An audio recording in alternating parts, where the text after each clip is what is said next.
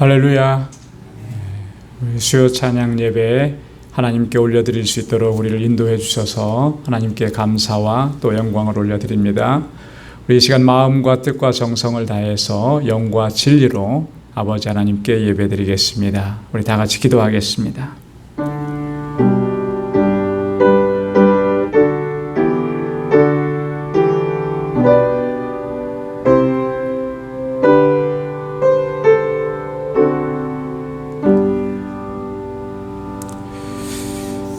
만군의 여호와여, 주의 장막이 어찌 그리 사랑스러운지요. 내 영혼이 여호와의 궁정을 사모하여 쇠약하며 내 마음과 육체가 생존하시는 하나님께 부르짖나이다. 나의 왕 나의 하나님 만군의 여호와여, 주의 제단에서 참새도 제 집을 얻고 제비도 새끼들 보금자리를 얻었나이다. 주의 집에 거하는 자가 복이 있나이다. 저희가 항상 주를 찬송하리이다. 여호와 하나님은 해요 방패시라. 여호와께서 은혜와 영화를 주시며 정직히 행하는 자에게 좋은 것을 아끼지 아니하실 것임이니이다. 만군의 여호와여, 주께 의지하는 자는 복이 있나이다.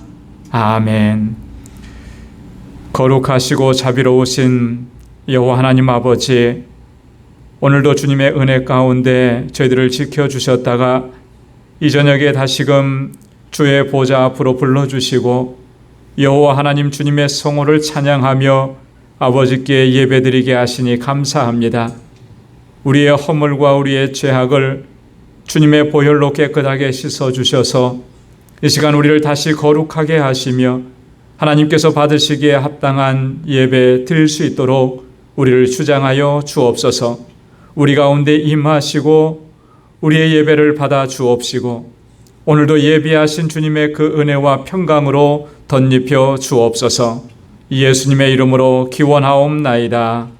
아멘. 전능하사 천지를 만드신 하나님 아버지를 내가 믿사오며 그 외아들 우리 주 예수 그리스도를 믿사오니 이는 성령으로 잉태하사 동정녀 마리아에게 나시고 본디오 빌라도에게 고난을 받으사 십자가에 못 박혀 죽으시고 장사한 지 사흘 만에 죽은 자 가운데서 다시 살아나시며 하늘에 오르사 전능하신 하나님 우편에 앉아 계시다가 저리로서 산 자와 죽은 자를 심판하러 오시리라. 성령을 믿사오며 거룩한 공예와 성도가 서로 교통하는 것과 죄를 사하여 주시는 것과 몸이 다시 사는 것과 영원히 사는 것을 믿사옵나이다. 아멘. 우리 찬양으로 하나님께 영광 돌리겠습니다. 찬송 342장 어려운 일 당할 때.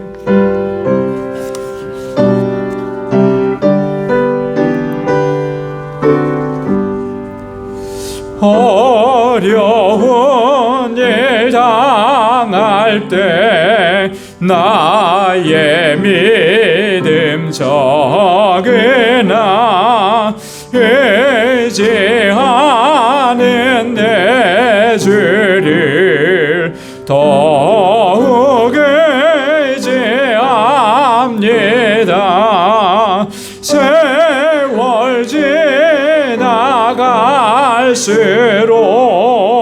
의지할 것뿐일세. 아무 일을 만나도 예수 의지합니다.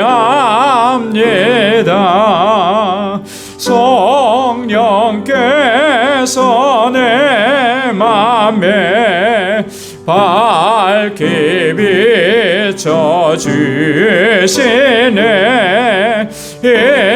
인도하심 따라서 주만 의지합니다. 세월 지나갈수록 의지할 것뿐일세. 아무 일을 만나도 예수 의지합니다. 밝을 때에 노래며 얻을 때에 기도와 위태할 때 도움을 주께 간구합니다. 세월 지나갈수록 의지할 것뿐일세. 아무 일을 만나도 예수 의지합니다. 생명이 있을 동안에 예수 의지합니다. 천국 올라가도록 의지할 것뿐일세. 세월 지나갈수록 의지할 것뿐일세. 아무 일을 만나도 예수 의지합니다.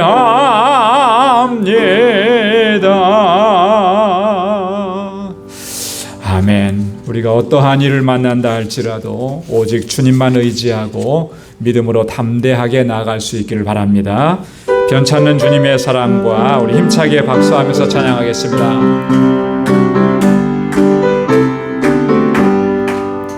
변찮은 주님의 사랑과 거룩한 보혈의 공로를 우리 다 찬양을 합시다.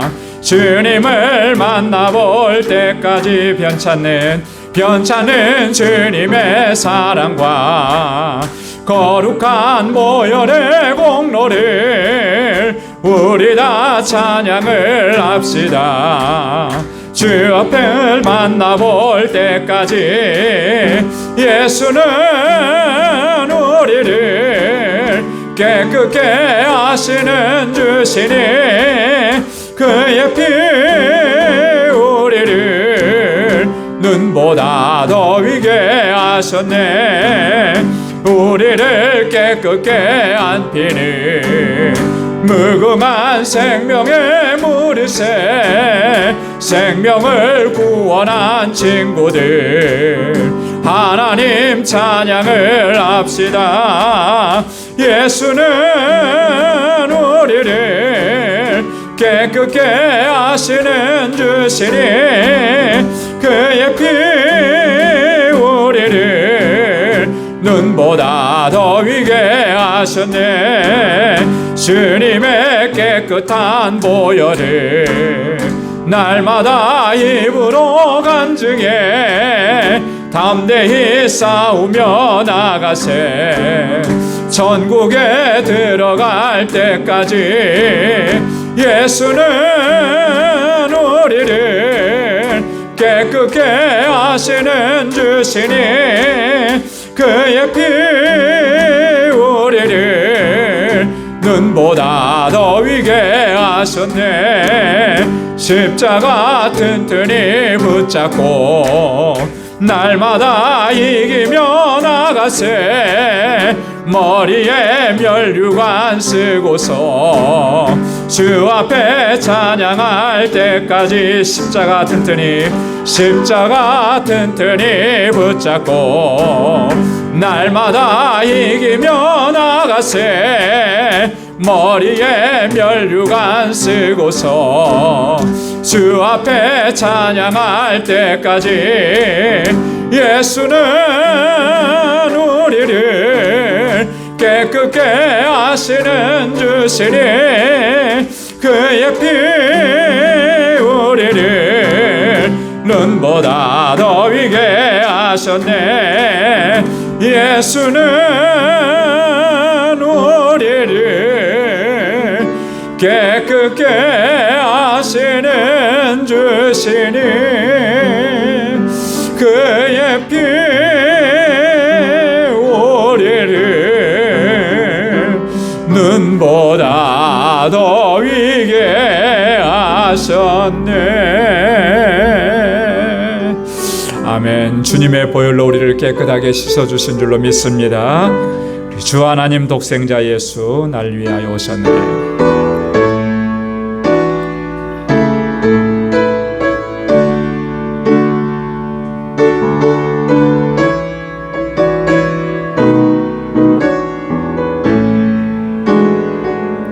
주 하나님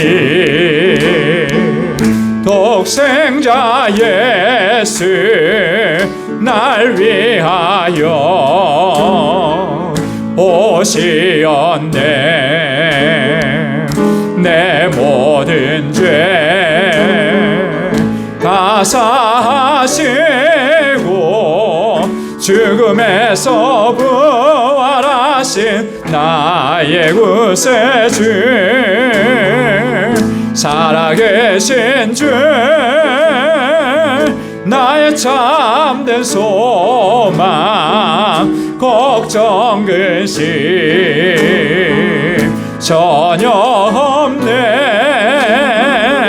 사랑의 주네 갈 길 인도하니 내 모든 삶의 기쁨 늘 충만하리. 주 안에서 거듭난 생명 도우시니 주의 사랑 참 기쁨과 확신 가지고 예수님의 도우심을 믿으며 살리. 살아계신 주 나의 참된 소망 걱정 근심 전혀 없네. 사랑의 주네 갈 길 인도하니 내 모든 삶의 기쁨 늘 충만하리. 그 언젠가 주 뵐 때까지 주를 위해 싸우리라. 승리의 길 멀고 험해도 주님께서 나의 앞길 지켜주시리. 살아계신 주 나의 참된 소망 걱정 근심 전혀 없네. 사랑의 주네 갈 길 인도하니 내 모든 삶의 기쁨 늘 충만하리. 살아계신 주 나의 참된 소망 걱정 근심 전혀 없네.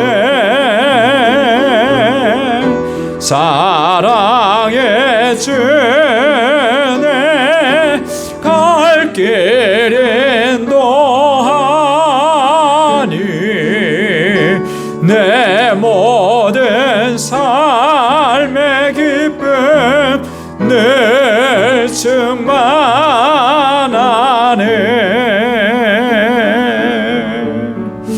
아멘. 주님께서 우리의 삶 가운데 기쁨으로 충만하게 하시는 줄로 믿습니다. 이 시간 우리 다 같이 통성으로 함께 기도하겠습니다.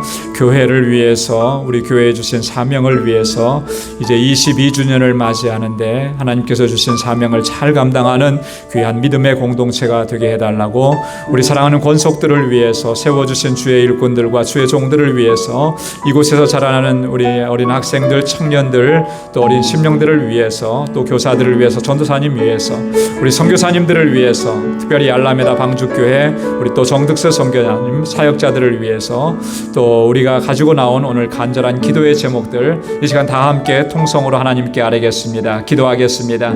하나님 아버지 감사합니다. 저희들을 사랑하시사 하나님 이렇게 은혜의 보좌 앞으로 날마다 불러주시고 주님을 경배하고 찬양하고 예배할 수 있도록 하나님 함께 하시고 역사해 주시고 불러주시니 감사합니다. 오 하나님 아버지, 세상에 사는 동안에는 날마다 자주 넘어지고 쓰러지고 아버지의 뜻대로 순종하지 못하고 아버지 하나님 육신의 정욕과 안목의 정욕을 쫓아서 살아왔던 저희들의 삶입니다. 하나님 이 시간 주님 앞에 고백하오니 주의 보혈로 깨끗하게 씻어주시고 정결하게 하옵소서. 날마다 거룩하게 하심을 힘써 지켜나가는 저희들 되게 하시고 하나님의 자녀답게 살아갈 수 있게 하시고 이 세상에 사는 동안에 오직 주의 이름을 높이며 주님을 찬양하고 참된 예배자로 살아갈 수 있는 저희들 되게 하여 주시옵소서. 이 시간도 아버지 하나님 은혜가 아니면 아버지 하나님의 세상을 이길 수가 없기에 하나님의 은혜를 구하고 간구하고 기도합니다. 우리를 불쌍히 여겨주시고 긍휼히 여겨주시고 주의 자비로 함께하여 주옵소서. 아버지 하나님 그 능력의 손길로 우리를 붙잡아 주시고 아버지 하나님 우리의 연약한 믿음을 더욱 견고하게 세워주셔서 굳건하게 하옵시고 좌로나 우로나 치우치지 않게 하시고 어떠한 세파 가운데서도 흔들리지 않는 믿음의 사람들로 저희들을 세워주옵소서. 우리 방주교회를 사랑하셔서 아버지 세우시고 지금 22년 동안 한결같은 은혜 베푸시고 여기까지 인도하시니 감사합니다. 아버지 하나님 비록 연약한 공동체이나 주의 주시는 능력으로 강건하게 하옵시며 주님께서 주신 사명을 능력 있게 감당하는 우리 모든 믿음의 권속들이 되게 하여 주옵소서. 믿음의 역사와 사랑의 수고와 소망의 인내로 소문난 교회가 되게 하시고 구원의 방주로서의 역할과 사명을 잘 감당하게 하셔서 아버지 하나님 이 재단이 주님께서 찾으시는 영혼들로 날마다 차고 넘치게 하시며 저희들 언제나 어느 곳에서나 예수 그리스도의 증인으로 살아가게 하시고 주의 사랑과 이 복된 소식을 증거하며 살아가는 저희들 되게 하여 주시옵소서.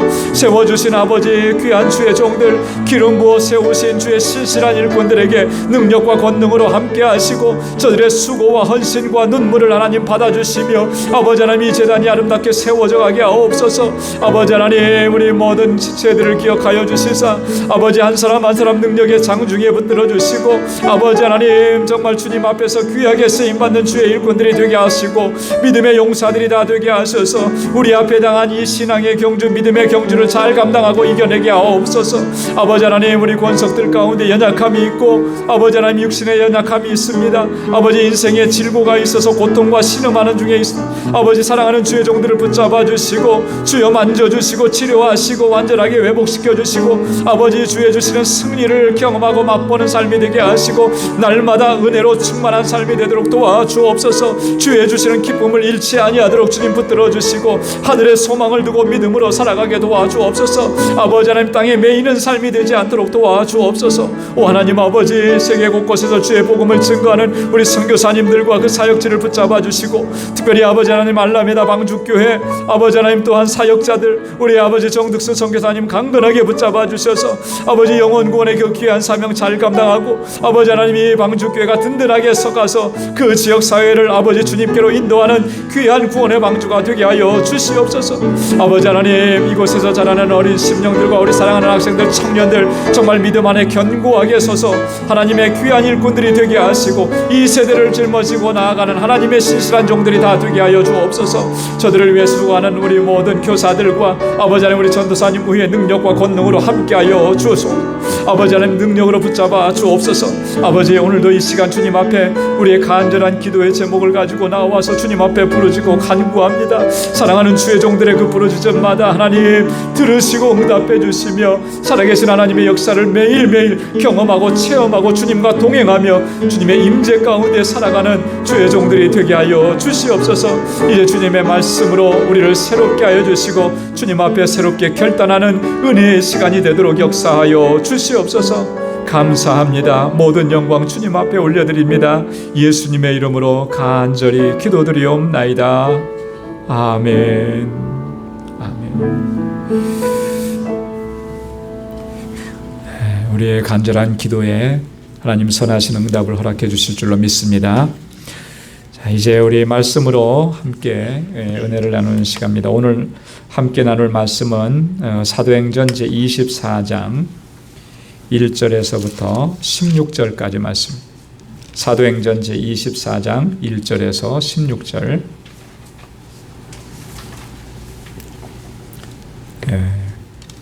제가 한 절 읽고 여러분 한 절 읽고 이렇게 교독하도록 하겠습니다. 닷새 후에 대제사장 아나니아가 어떤 장로들과 한 변사 더둘로와 함께 내려와서 총독 앞에서 바울을 고소하니라.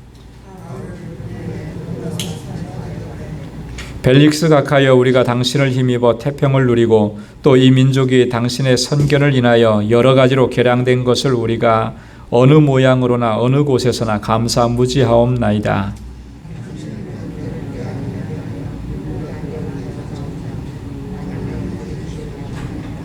우리가 보니 이 사람은 연병이라 천하에 퍼진 유대인을 다 소욕해 하는 자요 나사렛 이단의 괴수라.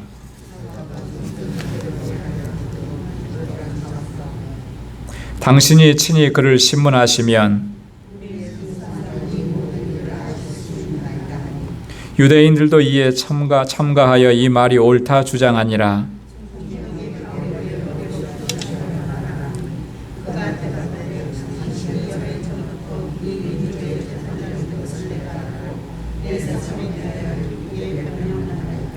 당신이 아실 수 있는 바와 같이 내가 예루살렘에 예배하러 올라간 지 10이틀밖에 못 되었고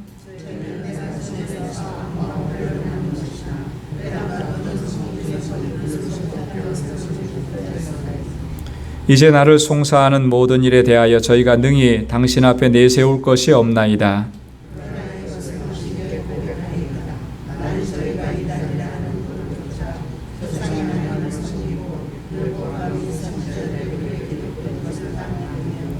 저희의 기다리는 바 하나님께 향한 소망을 나도 가졌으니 곧 의인과 악인의 부활이 있으리라 함이라.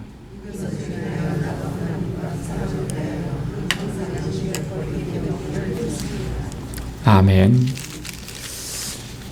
오늘부터는 우리 24장에 있는 말씀, 사도 바울이 총독 벨릭스 앞에서 변론하는 그런 내용의 말씀을 함께 나누겠습니다.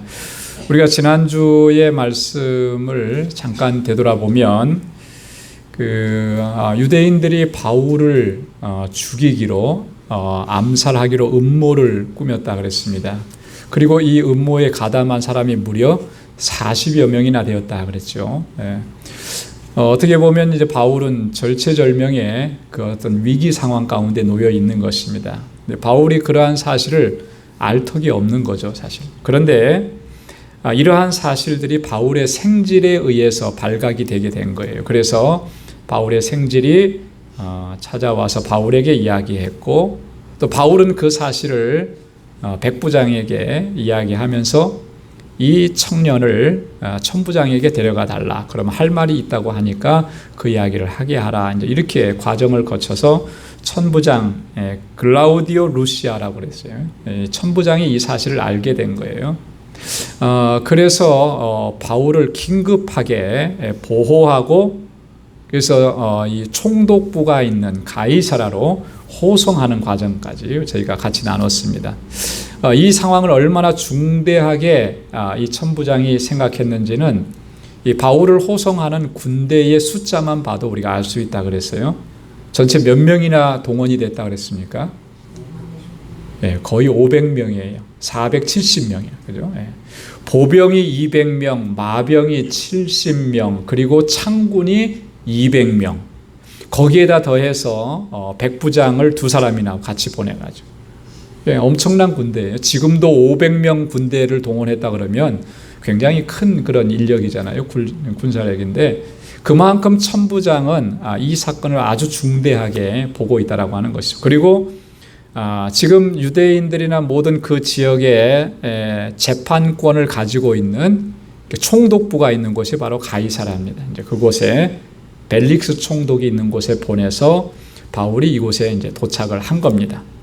자, 그래서 이제 이 오늘 본문의 말씀의 내용을 보면 여기서 이제 바울이 신문을 받고 또 재판을 받고 또 자기를 변론하고 이런 내용들이 이제 본문에 나와 있어요. 자, 1절부터 9절까지 보면 이 바울에 대한 고소하는 내용이 이제 기록되어 있습니다. 그리고 10절부터 23절까지는 바울이 변론하는 내용이에요. 자, 바울이 변론하면서 총독이 그 얘기를 다 듣고 판결을 내린 게 아니고 판결을 연기합니다. 자, 맨 끝에 이제 우리 20 몇 절입니까? 마지막 절에 보면 27절에 보면 바울이 여기서 꽤 오랜 시간 머무르게 돼요. 죄수의 몸으로 2년 가까이 머무르게 됩니다. 우리는 뭐 짧게 여기서 이제 재판을 받고 바로 로마로 간 것 같은데 그렇지 않아요. 아주 오랜 기간 동안 머무릅니다. 그 이유는 또 나중에 이제 우리가 같이 나눠서 볼 수가 있어요. 자, 그 다음에 이제 마지막 부분 24절에서 27절까지는 이제 벨릭스가 바울을 어떻게 대하고 있느냐라고 하는 거예요. 그런 부분들이 이제 세 부분으로 우리가 나눠서 볼 수 있습니다. 오늘은 16절까지 말씀을 같이 나눌 건데 먼저 바울에 대한 고소 부분입니다. 1절부터 9절까지 내용. 1절 말씀에 보면 대제사장 아나니아 그리고 장로들이 변사 더둘로를 데리고 와서 지금 총독 벨릭스 앞에서 바울을 고소하는 겁니다. 총독 벨릭스는 이 사람들이 오기까지 한 닷새 정도를 기다렸다고 그렇게 얘기합니다. 닷새 정도. 왜냐하면 정식 재판을 하려고 하면 한쪽 얘기만 들어서는 안 되는 거잖아요. 그죠? 바울 얘기만 들어서는 안 되는 거죠. 무슨 내용으로 고소를 하는지 그것도 들어야 되기 때문에 이제 기다리고 있었다라고 하는 거죠. 여기서 보면은 변사라는 말이에요. 변사 더둘로. 변사라는 말이 무슨 말입니까? 변사가 무슨 말인 것 같아요? 그 헬라어로는 레토로스라 그러는데 레토로스라고 하는 이 헬라어 단어는 학자들에 의하면 이 신약 성경에서는 여기서 딱 한 번만 쓰이는 단어래요. 변사라는 말. 우리말로도 변사라고 번역이 되어 있어서 그 단어가 있는가 찾아봤더니 딴 데는 그런 단어가 없어요. 여기서 한 번만 딱 쓰여진 단어인데 원래 의미는 연설하는 사람, 웅변가 그런 뜻인데 오늘 본문에서는 어떤 의미로 쓰여졌냐면 NIV 영어 성경에 보면 로이어라고 그랬어요. 로이어. 변호사라고 하는 그런 뜻, 변호사. 그러니까 변호사를 대동을 해서 지금 대제사장 아나니아와 장로들이 지금 총독 앞에 온 거예요. 자, 변호사라고 했으니까 요즘식으로 말하면 이제 변호사인데 일단 변호사니까 말 잘하겠죠. 그죠? 아주 말 잘합니다. 오늘 본문 뒤에 보면은 이 바울을 고소하는 내용을 보면 얼마나 달변가고 이 언변이 뛰어난지 몰라요. 쭉 이제 바울을 고소하는 내용을 보면 그렇게 말을 잘합니다. 이 더둘로라고 하는 사람은 아마도 헬라파 유대인이었을 것이다. 왜냐하면 더둘로라고 하는 이름이 헬라식 이름이기 때문에 법률적인 문제에 있어서는 굉장히 탁월한 사람이었다라고 하는 거죠. 그리고 한편으로는 열렬한 유대주의자였을 것이라고 추정을 해요. 그러니까 이 대제사장이라든지 장로들이 이런 요청을 했을 거 아니에요. 그러니까 거기에 응해서 지금 오고 바울을 고소하는 일에 이제 앞장서서 이제 오게 됐다라고 합니다. 3절과 4절 말씀에 보면 이 변사 더둘로가 이 총독 벨릭스에게 고소하기 이전에 그가 얼마나 정말 그 달변으로 이 아첨과 아부를 하고 있는지 본문에 잘 기록이 되어 있습니다. 아무래도 이제 바울을 효과적으로 공박하고 또 벨릭스의 환심을 살려고 하면 뭐 그렇게 할 수밖에 없었겠죠. 온갖 미사 여구를 다 동원해 가지고 벨릭스를 찬양하고 아부하고 칭송하고 그렇게 합니다. 자, 한번 보시죠. 우리가 당신을 힘입어 태평을 누리고 있습니다. 첫 번째 그렇게 얘기해요. 당신 덕분에 우리가 지금 태평성대를 누리고 있습니다. 여러분, 이게 말이 되는 거예요? 지금 유다 백성들이 태평성대를 누리고 있는 것입니까? 로마의 압제를 받고 있는 거잖아요. 그죠? 식민지 백성이잖아요. 그런데 말은 이렇게 하는 거예요. 총독 앞에서 당신 덕분에 우리가 태평을 누리고 있습니다. 그 벨릭스의 통치력이 정말 출중하다고 칭찬하는 말인데, 과연 그러면 벨릭스가 그런 인물이었나? 역사가들의 기록은 그렇지가 않아요. 오늘 본문 후반부에도 벨릭스의 그런 어떤 특징적인 부분이 잠깐 나오는데, 그 유대 역사가인 요세푸스는 이 벨릭스에 대해서 이렇게 기록을 했다고 합니다. 그는 매우 포악하고 잔인하며 폭정과 잔혹한 행위를 일삼는 사람이었다. 그래서 유대 사람들에게, 유대인들에게 분노를 산 사람이다. 이렇게 평가를 하고 있어요. 물론 요세푸스가 유대 역사가니까 아무래도 유대인의 입장에서 썼겠지만, 어쨌든 간에 공정하게 쓰려고 했을 거 아니에요. 벨릭스라고 하는 그런 인물이에요. 오늘 본문에도 보면 마지막 부분에 한번 보세요. 26절 말씀에 보면 이 벨릭스가 바울을 불러다가 자꾸 얘기를 많이 들어요. 근데 뭐라고 하냐면, 동시에 또 바울에게서 돈을 받을까 바라는 고로.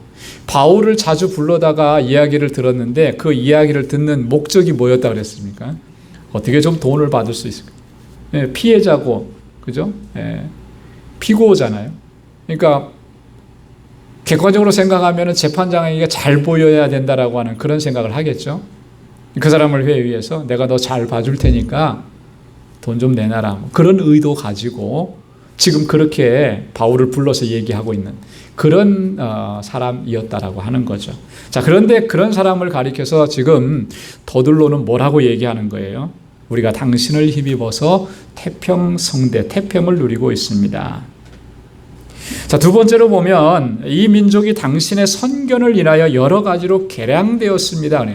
당신의 선견으로 인해서, 이 선견이라고 하는 말은 신적 예지라고 그래요. 신의 예지라고 그래요. 어떤 사리 판단이 밝고 앞일을 예견하는 통찰력이 뛰어나다라고 하는 그런 거예요. 아주 극찬을 하는 거잖아요. 아부와 아첨의 첨단을 걷고 있는 그런 표현입니다. 당신의 그렇게 선견지명으로 인해서 우리가 지금 여러 가지로 이 민족이 개량되었다. 우리가 평화를 누리고 우리가 안전하게 되었다. 이렇게 이야기하는 거예요. 자, 그러면서 감사무지하옵나이다. 그래요. 감사무지하옵나이다. 정말 마음을 다해서 깊은 감사를 당신께 드립니다. 이렇게 표현한 거예요.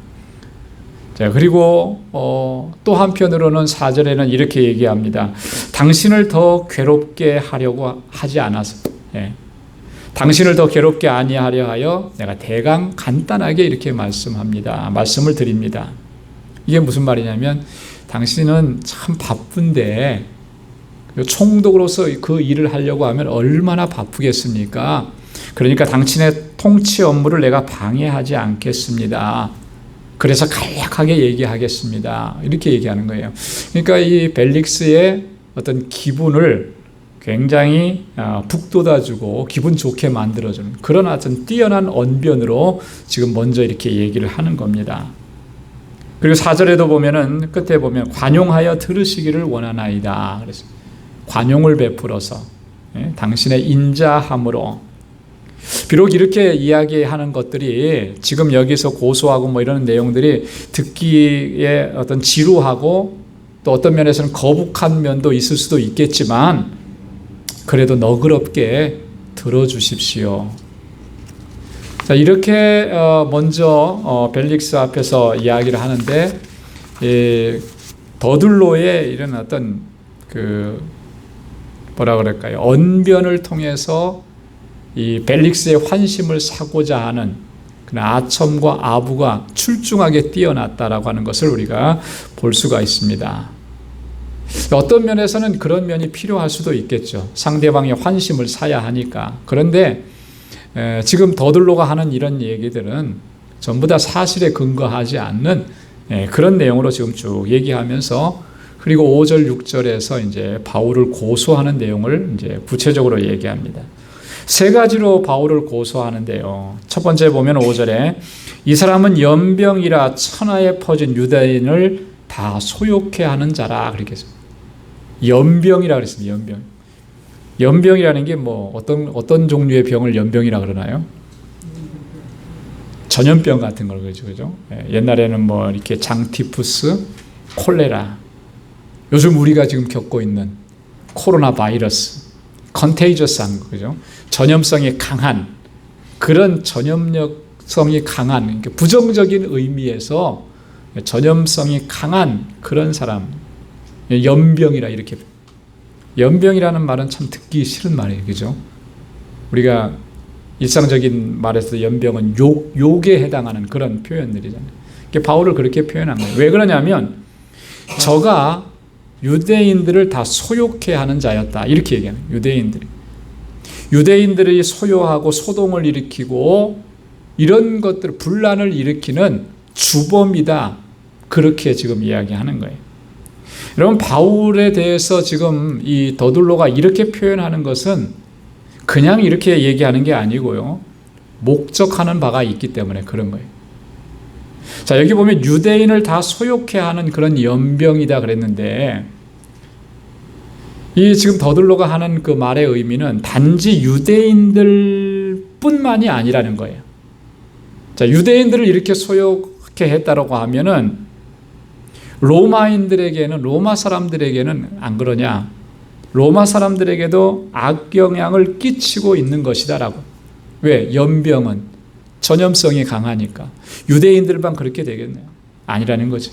주변까지 금방 퍼진다라. 그래서 이런 소요가 일어났다. 그 근거로서 소요가 일어나고 있다라고 하는 것을 이야기하는 거예요. 자, 벨릭스가 이 더둘로가 이 정도로까지 얘기하면 이런 내용만 보더라도 벨릭스가 분노할 만하죠. 또 위험한 인물이라고 하는 것을 인지할 만한 거예요. 평화를 깨트리고 있다라고 하는.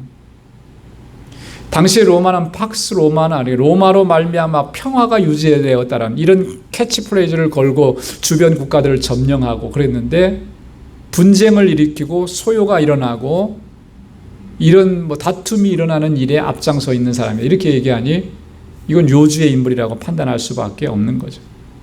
자, 그러나 더둘로가 한 이런 고소 내용들은 다 사실과는 정반대였다라고 하는 걸 우리는 잘 알고 있습니다. 소요를 일으킨 게 누가 소요를 일으켰어요? 바울이 소요를 일으켰습니까? 아니죠. 유대인들이 소요를 일으킨 거잖아요. 유대인들이 선동을 하고 바울을 죽이지 못해서 주변 사람들을 선동을 일으키고 그렇게 해서 소욕해 했던 것들이 다 유대인들이 그랬는데, 지금 더둘로는 거꾸로 얘기하는. 여러분, 이것을 보면서 우리가 이 악이라는 존재가 어떻게 사실을 이렇게 왜곡하는지를 잘 보여준다라고. 악한 세력이라고 하는, 악은 이렇게 교묘하게 사실을 왜곡하는 겁니다. 그렇기 때문에 이런 교묘한 술책에 우리가 넘어가지 않기 위해서는 정말 항상 주의하고 조심하고 또 경계하고 잘 살펴야 하는 거예요. 모든 들려지는 말들이 정확한 사실의 근거에서 퍼져나가고 들려지느냐 하면 그렇지 않은 거예요. 그런데 우리는 우리 귀에 들려지는 소리를 거의 대부분 그게 사실인 것으로 인정하고 받아들이는 경향이 참 많습니다. 그래서 어떤 사람들은 처음에 무슨 말을 듣느냐가 참 중요하다. 그게 사실이냐 아니냐를 객관적으로 판단해 보려고 하지 않고 그냥 들려지는 대로 믿어요. 그러니까 처음에 무슨 말이 들려지느냐가 그게 중요한 거예요. 나중에 가서 그게 틀렸습니다 바꾸려고 해도 그게 상당히 힘들어지는 거예요. 우리가 그런 것에서 실수를 범하지 않고 잘못을 범하지 않고, 악한 세력들이, 악이 항상 그렇게 교묘하게 사실을 왜곡하면서 우리를 미혹하는 그런 일들로부터 나를 지키려면, 그리고 바른 판단을 내리려고 하면 이 듣는 것을 잘 들어야 돼요.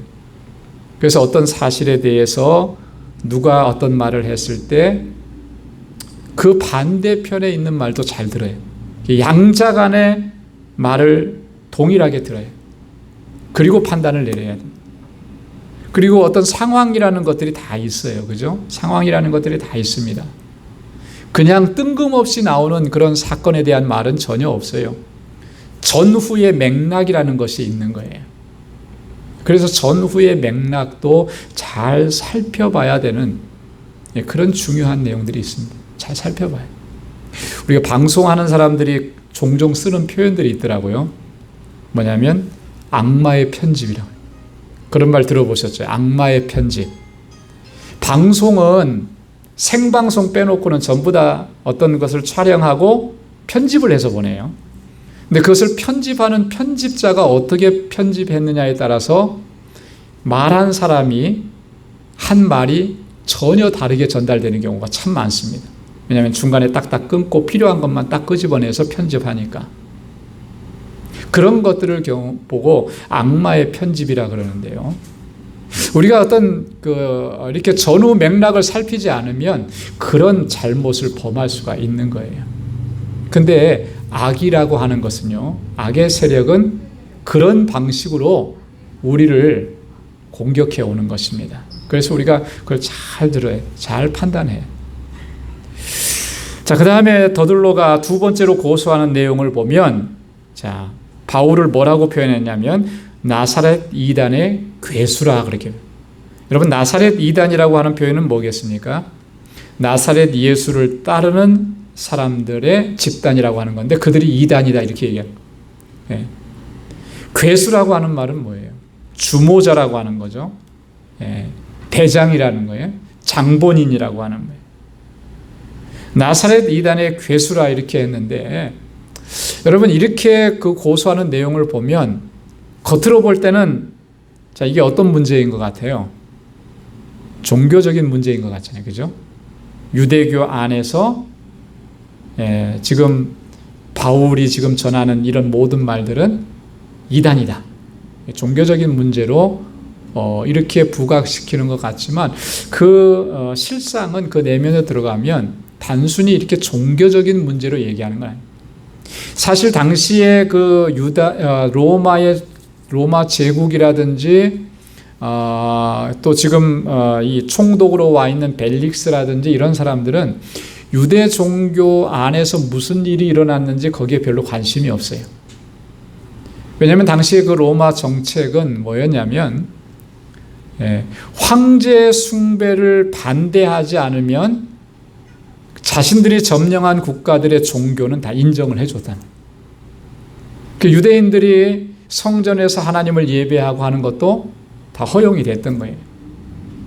그것이 제국을 향해서 반역하는 행위로 드러나지 않는다면. 그러니까 뭐 그 유대교 안에서 무슨 일이 일어났었는지 뭐 예수가 뭐 이단이니 뭐니 뭐 이런 거 별로 관심이 없는 거예요. 그럼에도 불구하고 지금 더들로가 이렇게 고소하는 내용은 뭐냐? 그 내면에는 이런 의도가 담겨져 있는 거예요. 뭐냐면 바울을 일종의 정치적인 목적으로 내란 음모죄로 고소하려고 하는 그런 의도가 있어요. 나사렛 이단의 괴수다. 여러분, 나사렛 예수님의 죽으심의 제목이 예수님이 십자가에 달려 돌아가실 때 그 제목 가운데 하나가 뭐였었습니까? 로마 제국 가이사를 반역한다라고 하는 거예요. 가이사의 정책과 이 모든 것들을 반역한다라고 하는 그런 정치적인 이유가 제목 가운데 있었습니다. 그래서 누가복음 23장 2절에 보면 유대인들이 총독 빌라도에게 예수님을 고소할 때 이렇게 얘기했어요. 고소하여 가로되 우리가 이 사람을 보매 우리 백성을 미혹하고 가이사에게 세 바치는 것을 금하며 자칭 왕 그리스도라 하더이다. 자, 예수님을 고소할 때 뭐라고 고소했어요? 가이사에게 세금 바치는 것을 금하며. 식민지 백성이고 로마 제국의 백성이니까 당연히 세금을 바쳐야 되는 건데 세금 내지 말라고 하는 건 뭐예요? 로마를 대적하는 행위라는 거죠. 정치범이라는 거예요. 자칭 왕이라 그런다. 자기가 왕이라 그런다. 자기가 왕. 그 왕이 자기가 왕이면은 로마를 가이사를 대적하는 거죠. 자, 이렇게 몰아가면서 예수님을 정치범으로 몰고 그래서 십자가의 사형을 당하는 죄목을 만들어가는 그랬던 전력들이 있습니다. 자, 그러니까 바울이 나사렛 이단의 괴수라. 결국 바울도 뭐 하는 사람이라는 거예요? 로마 제국에 대항하는 사람이다. 그것을 그 의미를 담고 지금 이 이야기를 하고 있다라고 하는 거죠. 자, 이렇게 바울을 고소했습니다. 그 다음에 세 번째 고소는 보면 6절에 성전을 더럽게 함으로 우리가 잡아싸우니 그렇게 성전을 더럽힘으로 성전 모독죄예요. 일명 사도행전 21장 28절에도 보면 바울에 대해서 성전 모독죄로 걸었던 유대인들의 행태가 나옵니다. 이 사람은 각처에서 우리 백성과 율법과 이곳을 회방하여 모든 사람을 가르치는 그자인데 또 헬라인을 데리고 성전에 들어가서 이 거룩한 곳을 더럽게 하였다. 이방인을 데리고 성전에 들어가서 성전을 더럽혔다. 성전 모독죄로 바울을 고소하는 유대인들의 모습이었는데요. 여러분, 유대인들에게 있어서 유대 종교에 있어서 성전 모독죄는 굉장히 엄한 벌로 다스렸죠. 그래서 성전 모독죄는 거의 유대 종교법에 의하면 사형에 해당하는 그런 죄였습니다. 자, 유대 종교법에는 그런데 로마 법에는 어떠냐? 로마 법으로는 아까도 말씀드렸듯이 로마 법에는 별로 그것을 중요하게 생각을 안 했죠. 그죠? 유대인들의 종교법은 유대인들의 종교법 안에서 거기서 이제 해결하도록 하는 것이 로마의 정책이었더라고요. 자, 그럼에도 불구하고 지금 더둘로가 이 사람은 성전을 더럽게 했다, 성전을 모독했다라고 하는 것을 주장을 하는 거예요. 왜 이런 주장을 했을까? 왜? 유대인들의 법에 의해는 지금 당시 로마가 지배하고 있어서 사형을 시킬 수가 없는데, 그렇잖아요? 로마 법으로 처결을 해야 되는 건데 그거로 안 되는 건데, 근데 그때 당시에는 로마 사람들은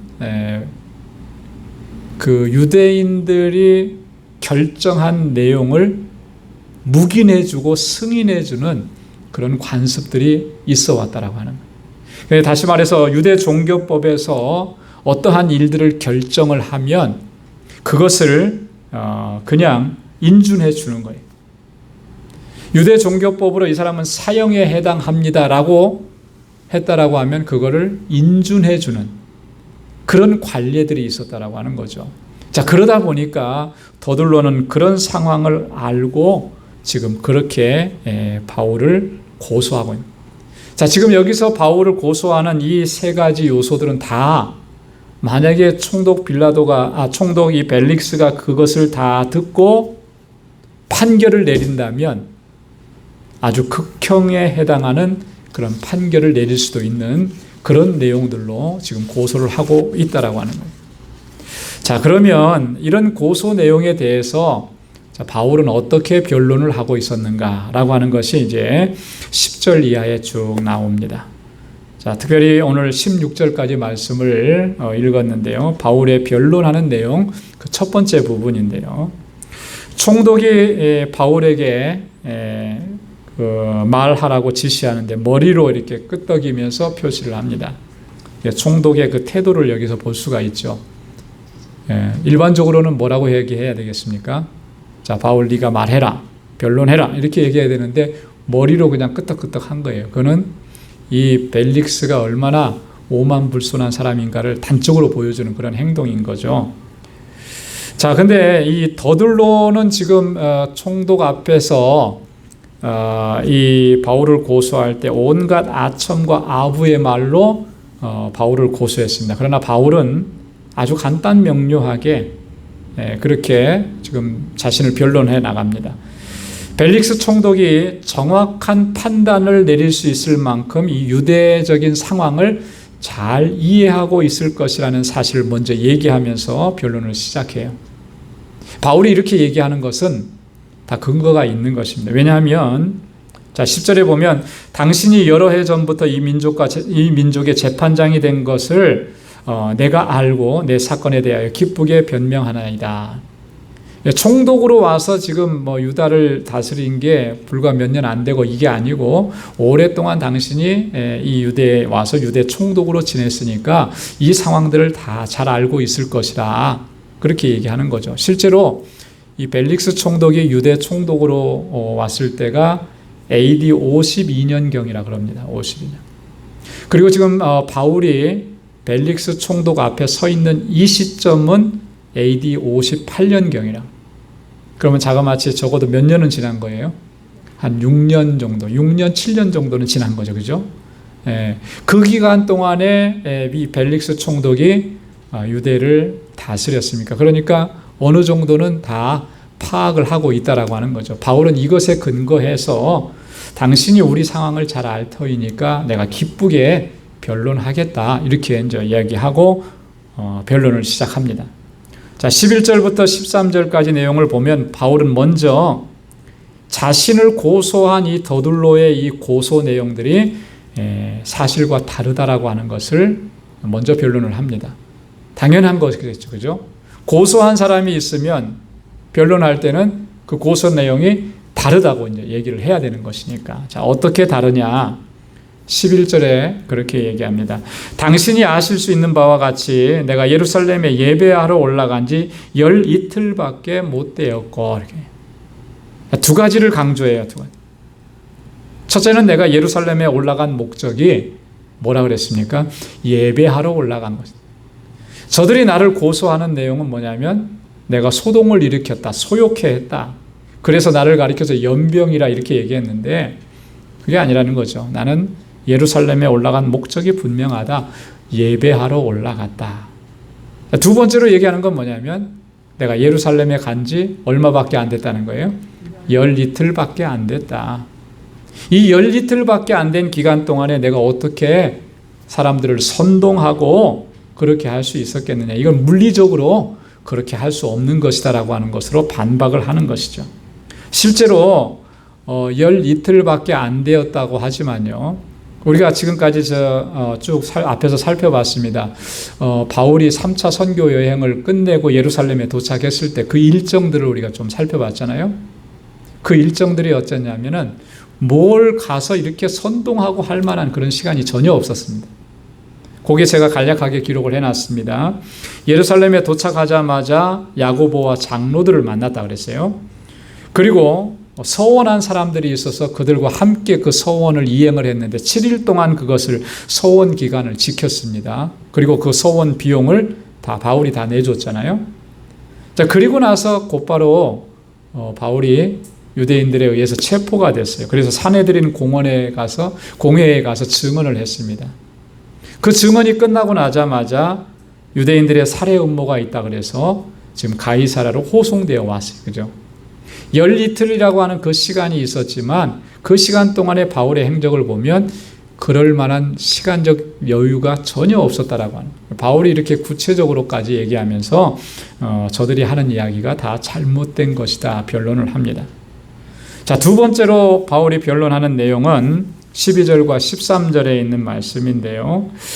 저희는 내가 성전에서 아무와 변론하는 것이나 회당과 또는 성중에서 무리를 소동케 하는 것을 보지 못하였으니 이제 나를 송사하는 모든 일에 대하여 저희가 능히 당신 앞에 내세울 것이 없나이다.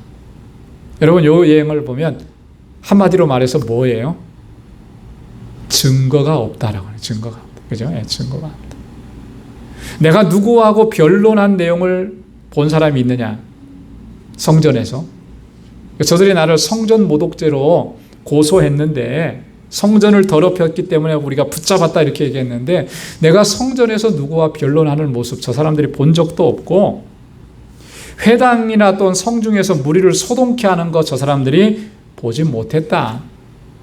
만약에 그런 내용을 봤다면 증인들, 목격자들을 대해야 될 거 아니겠느냐. 그런 내용이 전혀 없다. 그래서 저들은 나를 이렇게 말로는 송사하지만 당신 앞에 내세울 것이 없다라고. 내세울 게 없다라는 말이 무슨 말이에요? 증거가 없다라고 하는. 증명할 수 있는, 자기들이 한 말을 증명할 수 있는 것이 지금 하나도 없다라고 아주 논리적으로 차분하게 지금 바울이 자신을 변론해 나가는 이런 모습을 볼 수가 있습니다. 아마도 총독 벨릭스는 바울이 이렇게 자신을 변론하는 내용을 듣고 나서, 나중에 이제 후반부에 나옵니다. 듣고 나서 바울이 유대인들이 고소하는 그런 내용으로 죄목이 없다라고 하는 생각을 한 것 같아요. 왜 그렇게 판단을 하느냐면 뒤에 부분에 보면 23절에 보면 이 벨릭스가 백부장들에게 명을 내립니다. 뭐라고 내리냐면 바울을 지키되 자유를 주며 친구 중 아무나 수종하는 것을 금치 말라 하니라. 가둬놓기는 했는데 뭐 했어요? 뭘 줬어요? 자유를 줬습니다. 이 사람이 중범죄, 바울이 정말 더들로가 고소한 내용 그대로 그걸 인정하고 죄인이 맞다라고 했다면 이렇게 할 수 있었겠어요? 못하죠, 그죠? 그러니까 총독 벨릭스는 바울에게는 저 사람들이 지목하는 그런 고소 내용으로는 죄가 없다 판단을 한 거죠. 그리고 친구 중 누구든지 바울을 수종드는 거 그거 다 허락해 줘라 이렇게 한 거예요. 자, 그러니까 또 이 벨릭스가 바울을 찾아가서 자꾸 이야기를 듣고 뭐 그렇게 했던 것이죠. 바울의 변론 내용이 이 더들로의 고소 내용을 이제 이긴 것이나 마찬가지라고 하는 것을 우리가 알 수가 있습니다. 자, 이후에 이제 14절부터 16절까지는 이제 본격적으로 바울이 자기의 신앙을 얘기하면서 이 우리가 지금 따르는 우리가 지금 섬기는 그 하나님 믿는 우리의 이 모든 것들을, 이것이 정말 우리는 참 하나님을 섬기는 그러한 사람들이다라고 하는 것을 증명합니다. 자, 여기서부터는 우리가 다음 주에 또 같이 이어서 말씀을 나누도록 하겠습니다. 오늘 나눠드린 이 교재는 다음 주에 같이 가지고 오셔서 이어서 말씀을 보도록 그렇게 하겠습니다. 오늘 이 말씀을 통해서 우리가 한 가지 꼭 좀 기억하고 넘어가야 될 부분은 바로 이런 부분입니다. 바울을 이렇게 연병이라고 온 세계에 이 퍼져 있는 유대인들을 소욕해 하는 자라 이렇게 했는데, 이 더들로는 사실은 부정적인 의미로 연병이라 컨테이저스하다 이렇게 설명을 했어요. 그러나 우리는 긍정적으로 컨테이저스한 사람이 돼야 되는, 뭘 컨테이저스 해야 되는, 예수 그리스도를 전염시키는 사람이 돼야 되는, 우리의 말하는 것이나 우리의 생각하는 것이나 우리가 행동하는 모든 것들을 통해서 바울은 그것을 그리스도의 향기라 그렇게 표현을 했습니다. 우리가 예수를 전염시키는 사람이 돼. 그래서 우리와 만나면 저 사람이 뭐로 전염이 되는 거예요? 예수로 전염, 복음으로 전염이 되고 예수님의 사랑으로 전염이 되는, 그렇게 우리가 주님의 사랑을 전하는 저와 여러분들이 다 될 수 있기를 주님의 이름으로 축원합니다. 기도하겠습니다. 하나님 아버지 감사합니다. 오늘도 저희들을 또 사랑하셔서 이렇게 하나님 예배하게 하시고 하나님의 귀한 말씀을 또 듣게 해주셔서 감사합니다. 사도 바울이 주의 복음을 증거하며 여러 가지 고초와 고난과 환난을 당했지만 주님의 주시는 힘과 능력으로 담대하게 이겨내고 어디에서나 누구에게서나 하나님 예수 그리스도를 증거하며 주님을 증거했던 이 모습을 보며 우리가 또 도전받게 하시니 감사합니다. 우리가 어떠한 곳에 있든지 누구를 만나든지 예수를 증거하는 삶을 살아갈 수 있도록 도와주옵소서. 그리스도의 아름다운 향기로 드러날 수 있게 하시고 우리의 말을 통해서 우리의 삶을 통해서 예수님의 사랑과 주님의 복음을 전하는 우리 방주의 모든 믿음의 권속들이 다 되게 하여 주옵소서. 우리 방주의 권속들을 늘 눈동자와 같이 지켜주시고 참 이런 곤고한 상황 가운데에서도 믿음으로 승리하는 삶이 되도록 도와주시고 언제나 하나님의 기쁨이 되고 주님께 영광 돌리는 삶을 살아가기에 부족함이 없도록 인도하여 주옵소서. 이제는 우리 주 예수 그리스도의 무한하신 은혜와 하나님 아버지의 크고 놀라우신 사랑과 성령의 위로 교통 충만하심의 역사가 예수 그리스도의 증인으로 살아가기로, 그리스도의 아름다운 향기로 드러나기로 결단하는 우리 방주의 모든 믿음의 권속들과 저들의 가정과 직장, 생업의 터전 위에 이제로부터 영원까지 함께 하시기를 간절히 축원하옵나이다. 아멘.